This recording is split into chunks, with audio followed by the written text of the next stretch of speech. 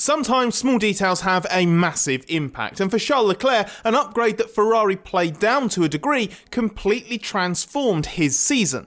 Leclerc's 2023 was split into two parts, either side of a change to Ferrari's F1 car that turned around his form and fortune. Whether bitten by the traits of Ferrari's unpredictable SF23 or seeing his attacking style restrained by his and his team's methods of taming the beast, Leclerc had some uncharacteristically ineffective weekends in the first two-thirds of the season. That was compounded at times by circumstance rendering him a bit part player, like Ferrari's communications blunder in Monaco qualifying, sacrificing his race to support teammate Carlos Sainz's victory bid in Singapore, or a luckless failure that caused a formation lap crash in Brazil.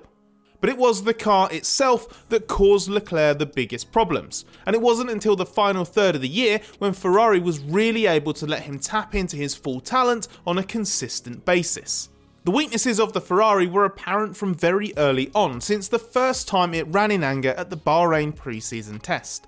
And the car's wind sensitivity in particular became a running theme through the first half of the year.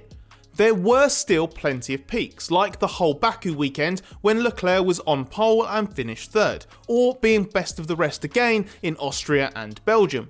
But it was proving to be a volatile campaign as Leclerc attempted to gel his naturally extravagant driving style with the SF23's inherent snappiness. Leclerc wants to manipulate the car more easily on entry, even if that means hanging onto it through the rest of the corner, which he can usually do absurdly well, hence some of his most acrobatic qualifying laps. There's a rear instability that Leclerc thrives with, but it needs to be predictable. The SF23 at its worst was anything but, so would swing from being in a window that Leclerc liked to suddenly being very difficult to drive. The mistake Leclerc made for much of the season was pushing to keep the strong front end that he prefers. While this worked on some weekends, it also led to some punishing moments like the crashes in Miami and Zandvoort, with Leclerc guilty of chasing what he wanted rather than what the car could handle. As the second half of the season progressed, Ferrari addressed the car's worst trait by dialing in understeer to tame the rear. This suited Carlos Sainz a lot better, hence his burst of great form after the summer break,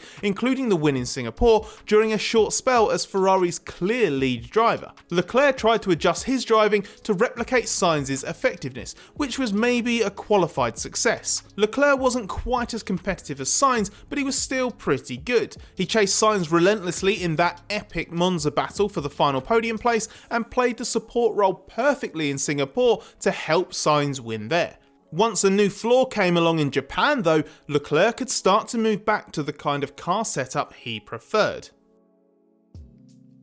Ferrari's Japanese Grand Prix update was pretty extensive, as it included revised front floor fences, floor, mid-floor and diffuser sidewall, with a redesigned sidepod undercut to suit. The focus wasn't on increasing outright aerodynamic load, but giving the car more consistent downforce.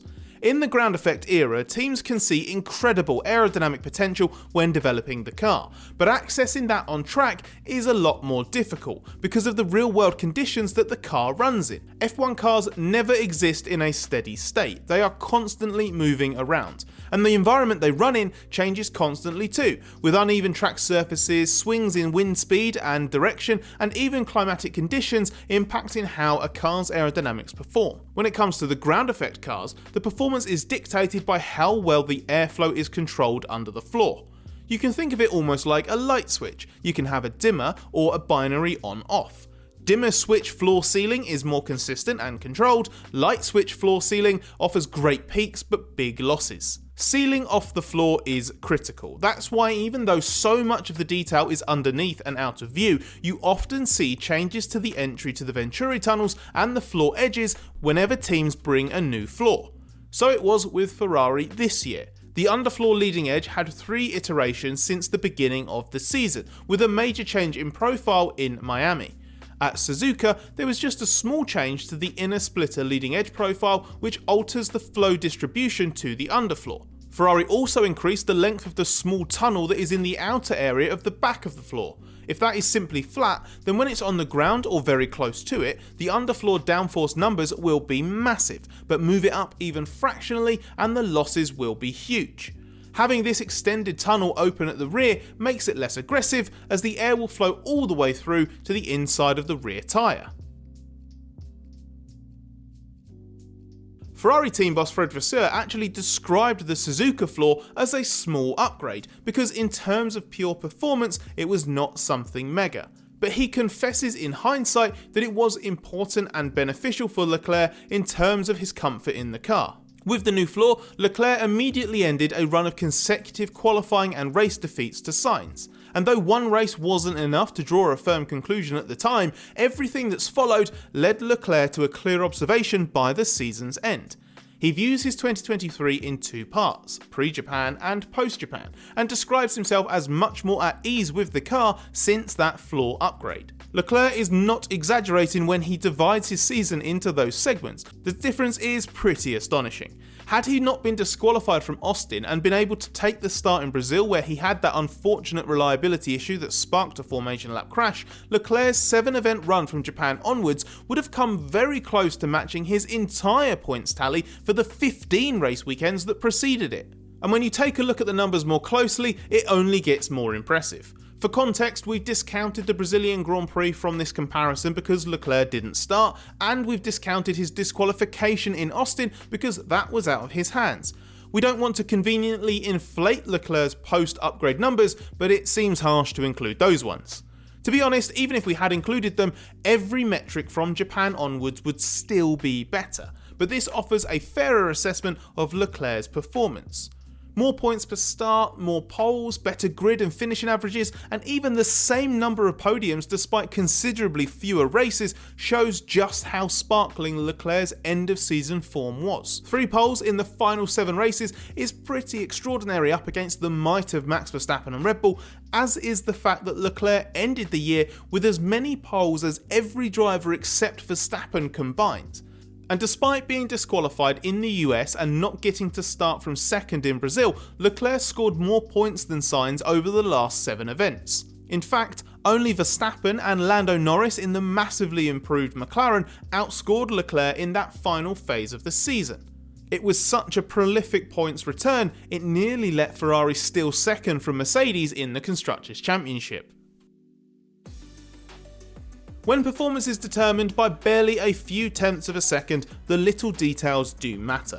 For Leclerc, a false ceiling was imposed on his ability for a short while as Ferrari dialed that understeer in to compensate for its snappy rear end.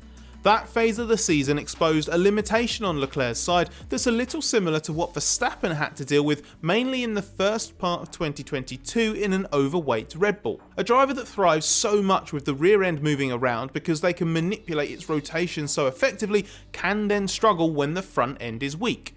Understeer imposes a limit on the car that an objectively faster driver can simply find it tough to get around. Leclerc admits he hates driving that kind of car. But once the Suzuka floor opened up a more favourable setup direction again, the ceiling was removed and Leclerc was back to his best immediately. Even the great drivers need a car that allows them to do the things they excel at most. Verstappen's lauded for his adaptability, but there have been a handful of moments over the last 2 years where he's genuinely struggled to beat Perez. It doesn't mean the extraordinary ability suddenly vanished on those rare weekends, it just wasn't accessible because of the specific limitations of the car at the time. Leclerc went through something similar after this year's summer break, which was a real shame because F1's at its most enjoyable best when its top drivers are front and centre. It's therefore poorer without a combative, swashbuckling Leclerc at full tilt. Just look at how he took the fight to the Red Bulls in Las Vegas and challenged Verstappen at the start of the Abu Dhabi finale. His response once the car was back to his liking was resounding, bringing one of F1's great entertainers back to his very best.